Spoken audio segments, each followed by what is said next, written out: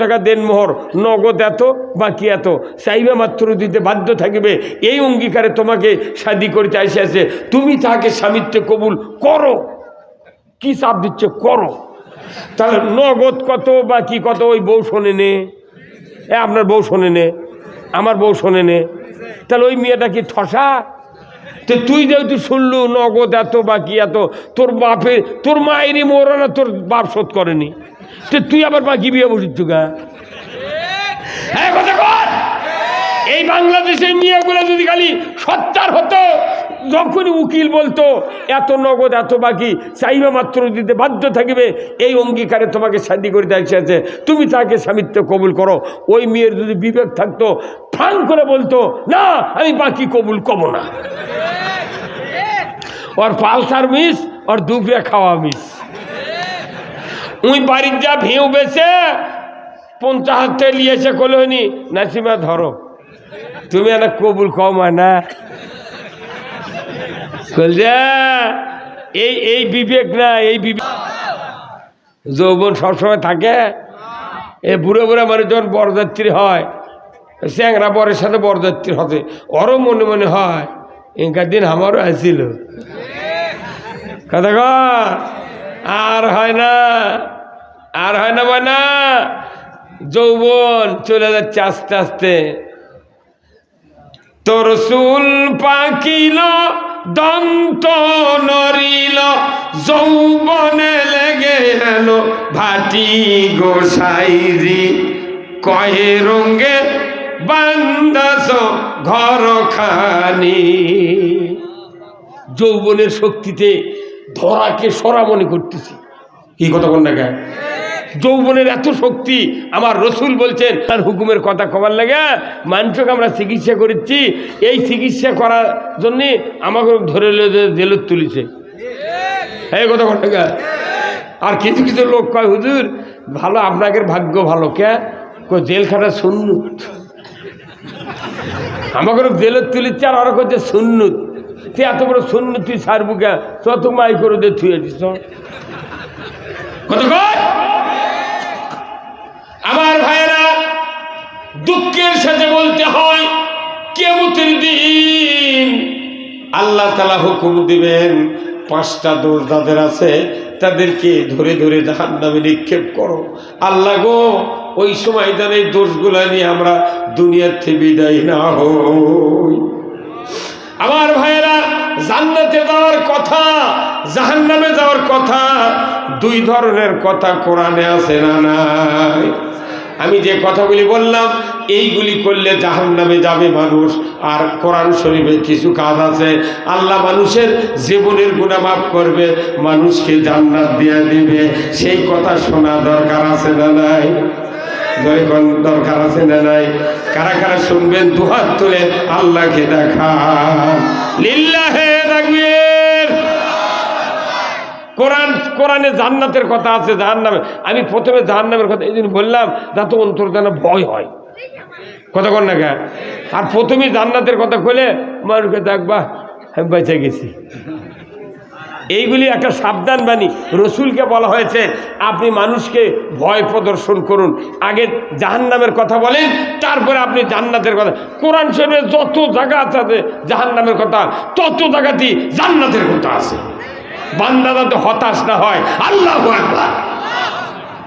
আমার ভাইয়েরা, বাবা এই কোয়ানা বন্ধ করতে না, এত এত হলে মানুষ কথা এই কাছে যাওয়াই যাচ্ছে না। মাইক তো চটকানে মাইক মারে সেই রকম না, মাইক ভালো কি ভাই, তাই না? কিন্তু আমি দূরে করছি কেন, এদিকে আরো কাছে গেলে আপনারা কথা বুঝতে পারবেন না, খুব প্রতিধ্বনি হচ্ছে। একটু মিষ্টি আওয়াজ দাও, এই কদিন বুঝুক যারা বাইরে আছে, ওরা যাতে বিস্তার থেকে উঠে আসে। বেদার হচ্ছেন আপনারা। আল্লাহ তাআলা কোরআনুল কারিমে বলছেন 5টা গুণ যাদের থাকবে তারা মুত্তাকি। ধরে কোন আল্লাহু আকবার। কয় গুণ? এই 5 গুণ অর্জন করলে তারা মুত্তাকি। আবার এই মুত্তাকি হলে তাকে পুরা আল্লাহর বান্দা হওয়ার জন্য গুণ আছে। আল্লাহর বান্দা হলে তাকে কি করতে হবে সেই কথা আছে। সেই কাজ যদি বান্দা করে, বান্দার জীবনের তামাম গুণ আল্লাহ মাফ করে দেবে, জান্নাতে দিয়ে দেবে তাকে। ধরে কোন মারহাবা। আগে ইমানদার, তারপরে মুত্তাকি, তারপরে মুমিন, তারপরে জান্নাতে যাওয়ার কাজ, জীবনের গুনাহ মাফ। আল্লাহ কবরের ভেতরেই বান্দাগুলিকে বান্দিগুলিকে জান্নাতে ঢুকায় দেবে। এত সহজ কথা আল্লাহ তাআলা কোরআনুল কারীমে বলছেন। এই কথাগুলি যদি দুনিয়ার মানুষ আমরা মানতাম, বাংলাদেশ 100 বছর আগে জান্নাতে পরিণত হয়ে যেত। আল্লাহ তাআলা কোরআনুল কারীমে বলছেন, সূরা বাকারার প্রথমেই আলিফ লাম মিম যালিকাল কিতাবু লা রাইবা ফীহি হুদাল লিল মুত্তাকিন।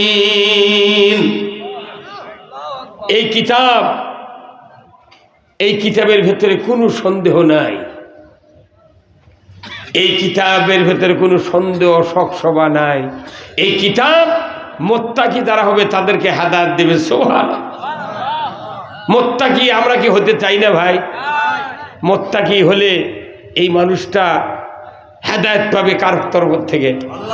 আগে এই 5টা শর্ত আমরা পূরণ করলে আল্লাহ আমাদেরকে হেদায়েত করবে। যদি 5টা শর্তের একটা শর্ত ঘাটতি থাকে, জিবরাইলও হেদায়েত করে পারবে না।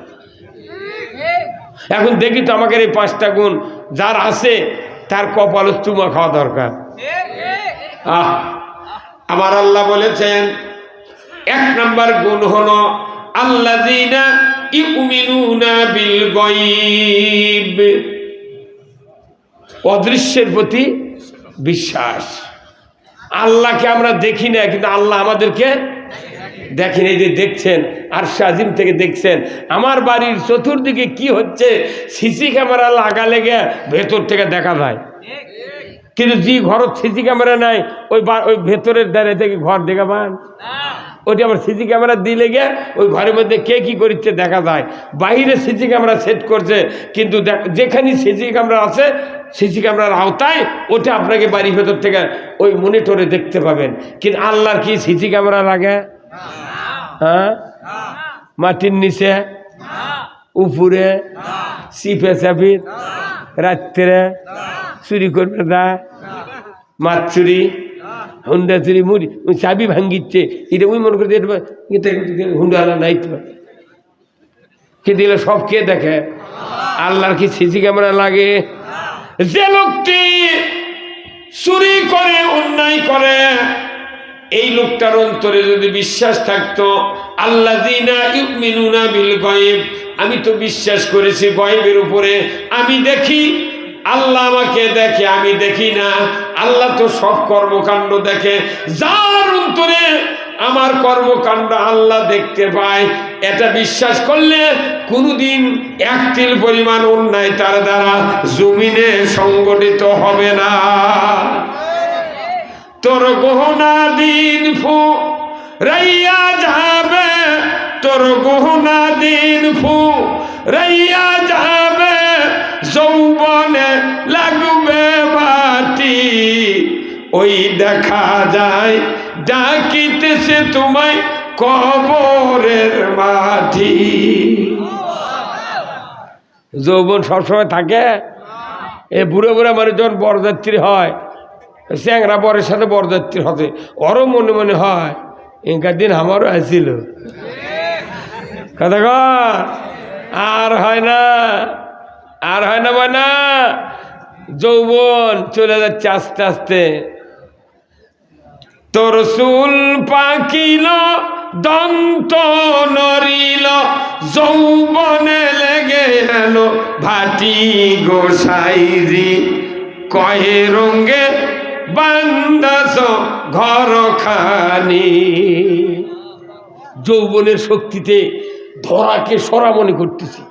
কি কথা কোন জায়গায়?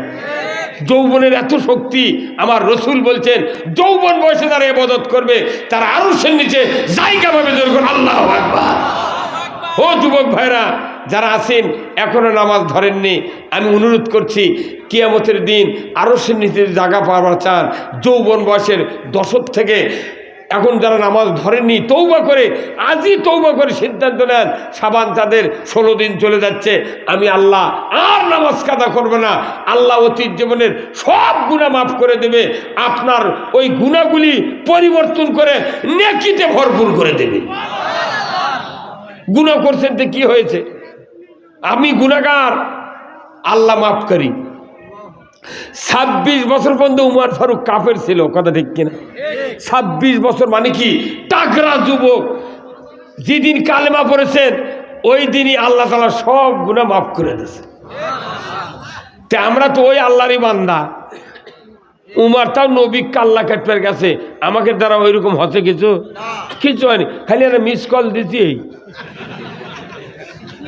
তাহলে আমাদের বাংলাদেশে দিলে বুড়ো বুড়া মানুষ আছে 80 বছর 75 বছর 90 বছর এখন যারা বাইসে আছে, এর ক্ষেত্রে আমলনামাত সিনেমার গুনাহ আছে। কিন্তু এখন থেকে 20 বছরের থেকে মনে করেন একবারে 10 পর্যন্ত যেগুলো যুবক আছে এর ক্ষেত্রে আমলনামাত সিনেমার গুনাহ নেই, কারণ এরা জন্মে দেখে যে সিনেমা হল পেজের গোডাউন। আরে আগলে বুড়োগুলা সাইকেল লেগেছে নওগাঁ বগুড়া 3টে শো মারে রাত্রে বাপে করতে গেবা তোর এত দেরি হলো গে, কোথায় রাস্তা প্রচুর জাম। আবার এখনকার যুবক কেনে আমলনামাত হোকার গুনাহ নেই। কিসের গুনাহ নেই? হোকা নারকেলের মালুর মধ্যে পানি তুলে গড় গড় করে টানিছে, এগুলো একটা গুনাহ নেই যুবকের। এখন যুবকের আছে ডায়রির গুনাহ, টপ 10-এর গুনাহ। কতক্ষণ এই যুবকেরা খালি তৌবা করে খালি স্মোক বাদ দিয়ে খালি নামাজ ধরে আর আল্লাহর পথে চলে, ইনশাআল্লাহ একটা বুড়ার 500 বছর আগে এরা জান্নাতে যাবে। আল্লাহ খালি রেডি হয়ে আছে মাফ করে দেওয়ার জন্য, কিন্তু কেউ মাফই চায় না। কথা কনে বারে মাফই চায় না। ওই আরো সবাই যখন আমরা কান্দে কই তখন তো আমিন কবারই চায় না। এই যে কদরের রাত আসবে রমজান মাসে, আমি প্রায় 25 বছর তারাবির নামাজ পড়াচ্ছি, সূরা তারাবি। ওই কদরের রাত্রে তখন দোয়া করে, আল্লাহ আমাদের মা বোনেরা যারা ইফতারি সেহরির জন্য কষ্ট করে আল্লাহ জোগাড় করে খাদ্যের, আল্লাহ কত ঘুম নাই, সারা রাত জেগে জেগে স্বামী সন্তানের খাওয়ার ব্যবস্থা করে, আল্লাহ তুমি ওই মা বোনদের হায়াতকে দারাজ করে দাও। মোনাজাত করি, একটা স্বামী জোরে আমিন কয় না। কি আপনি জানেন ওই স্ত্রীর কি দাম? যার বউ মরে গেছে বুঝে পারিচ্ছে যে বউয়ের কি দাম। সেই বউটা 30 বছর আগে বিয়ে করে নিয়েছেন, মোহরানা দেওয়ার কথা নেই। আমার দেশের কত মুন্সি মৌলবি উকিলেরা বিয়ে পড়ানোর সময় খালি মিছা কথা করছি আমরা। কত উমুকের বেটা উমুক, এত টাকা দেন মোহর, নগদ এত বাকি এত, চাইবে মাত্র দিতে বাধ্য থাকবে, এই অঙ্গীকারে তোমাকে শাদী করতে আসে, তুমি তাকে স্বামিত্বে কবুল করো। কি চাপ দিচ্ছে? করো। তাহলে নগদ কত বাকি কত ওই বউ শোনে নে, আপনার বউ শোনে নে, আমার বউ শোনে নে, তাহলে ওই মেয়েটা কি ঠসা? তো তুই যেহেতু শুনলু নগদ এত বাকি এত, তোর বাপে তোর মায়েরই মোহরানা তোর বাপ শোধ করেনি, তো তুই আবার বাকি বিয়ে বসিস গা। এই বাংলাদেশের মেয়েগুলো যদি খালি সচ্চার হতো, যখনই উকিল বলতো এত নগদ এত বাকি চাইবে মাত্র দিতে বাধ্য থাকবে, এই অঙ্গীকারে তোমাকে শাদী করে দেয়, তুমি তাকে স্বামিত্ব কবুল করো, ওই মেয়ের যদি বিবেক থাকতো ফাং করে বলতো না আমি বাকি কবুল করবো না। ওর পালসার মিস, ওর দুপুরে খাওয়া মিস। ওই বাড়ির যা ভেউ বেছে 50 টাকা নিয়েছে কলোনি, নাসিমা ধরো তুমি একটা কবুল কম হয় না। এই বিবেক না, এই বিবেক নাই। সবচেয়ে বিবেক হারা হলো ওই মেয়ের বাপ। মেয়ের বাপ কুরবানি হাটত গেছে, মহাদেবপুর গরু লিয়ে গেছে হাটত বেচবেন, 1.5 লাখ টাকা দাম, মিটে 50,000 টাকা দিচ্ছে, গরু যাই লিখছে লিয়া দিয়া সাবে লিয়া করছে, চাচা যেদিন তোমার 1 লাখ টাকা দরকার সেই দিন আমার বাড়িতে তুমি নিয়ে আসবে। আচ্ছা ওই মেয়ের ওই বাপ কি গরু বাকি দিবি? 50 দেওয়ার পরে 1 লাখ বাকি থুবে? একটা ভেড়ার খাসি বাকি দেবে, বকরির খাসি? তুই একটা ভেড়ার খাসি, বকরির খাসি, একটা গরু বাকি দিস না কুরবানি হাটত? তুই আমার একটা মেয়ে 18 বছর পাইলে তুই বাকি দেওয়ার কারণ? কথা কনা রে এ ভাই, কি কথা কি? এই বাকি থোয়া মানে কি? জীবন শেষ। আর এই দেশের মেয়েগুলা বিবেক নেই। কেরে দোকানদার বাকি দিলে তাও মাঝে মধ্যে চায়, ভাই আলু তুলুসু ইরি কাটু জানার টাকা 500 টাকা বান দেবো না, দোকানদারের থেকে বাকি লিয়ে দেবো, তাও দোকানদার মাঝে মধ্যে চায় বাকি দে ভাই, দে ভাই। আর এই দেশের মা বোনেরা কি পাগলি, তো 30 বছর আগে বাকি লিয়াচ্ছে। তুই একটা দিন কবু না যে তোমার দেখতে দেখতে 3-4টা শোল হলো, তুমি বাকি শোধ করবে না?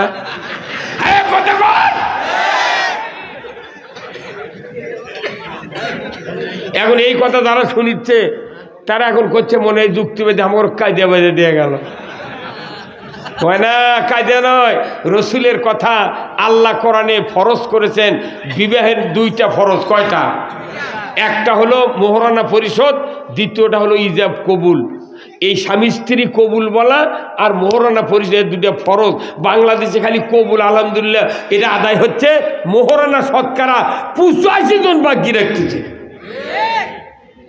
আল্লাহ নবী বলেছেন বিবাহের মোহরানা যারা সম্পত্তি, যারা অর্থ সম্পদের মাধ্যমে যারা পরিশোধ না করবে, স্ত্রীর কাছে যারা জমা না দেবে, পরিশোধ করে না দিবে, আমার রাসূল বলেছেন ওই স্বামী কিয়ামতের দিন জানাকারের কাতারে উঠবে।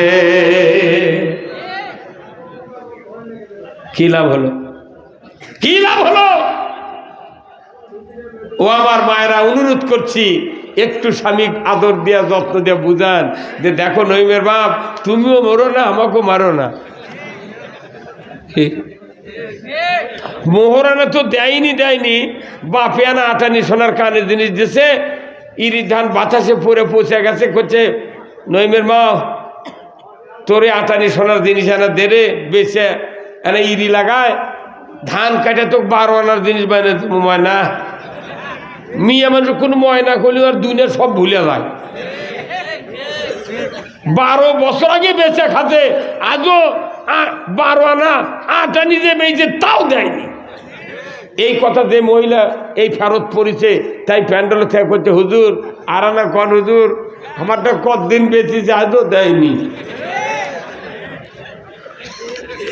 যখন মহিলাদের কানের জিনিস কোনো স্বামী বেচে, নাকের গলার জিনিস বেচে, তখন আয়না দিয়ে, মেয়ে মানুষ কোনো দিনের মধ্যে একবার আয়না দিয়ে মুখ দেখবি, দেখে না? তখন দেখে যে কানোর জিনিস নাই, তখন মনে মনে আল্লাহ এমন বাটপারের সাথে বাপে বিয়ে দেশে, বাইসে থাকতে বিদ্যা বানাতে। মিয়া, মহিলাদের সোনা পরা ফরজ। বিবাহের যখন বাজার করি আমরা 1 নম্বরতে লিখি যে নাকফুল। একটা আপনার স্ত্রী যদি বছরে 1 আনি 2 আনি করে সোনা দেন, আপনার পায়ের পাতা আপনার স্ত্রী চাটে দেবে। সেই স্ত্রী বান্দি করে রাখে, মোহরানা তো শোধ নাই, আর ওরই জিনিস মুঠ বেচা খায়। আমার ওটি এক যুবক বইয়ের লাখির ফুল রাত্রে ঘুমাচ্ছে, সুতো দিয়ে পেঁয়াজ দিয়ে তুলে লেদা বেঁচে জুয়ো খেলিছে। সারা রাত ফুল উটকাছে নাই, দিন উঠকাছে, 7 দিন খুঁজে খুঁজে না পারে, বউ কথা আমি পিঠে থাকবোই না, আমার ফুল না করতে কি হলো?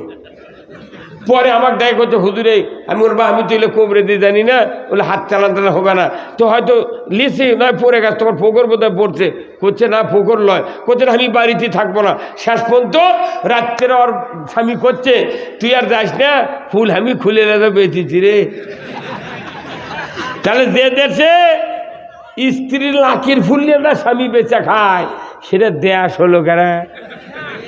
কত গনে গা লাখির ফুল যাই বেচা খাতে। এই দেশের নেতা করুক, গম দিলে চাউল দিলে থুবি, হ্যাঁ থুবি। মুসলিম আমি, সৈনিক আমি, আমি চির রণবীর, আল্লাহকে ছাড়া কাউকে মানি না, নারাই তাকবীর। বীর মুসলমান ধরওয়াল কোরআন, ফিরায়া আনো সেই হারানো সম্মান।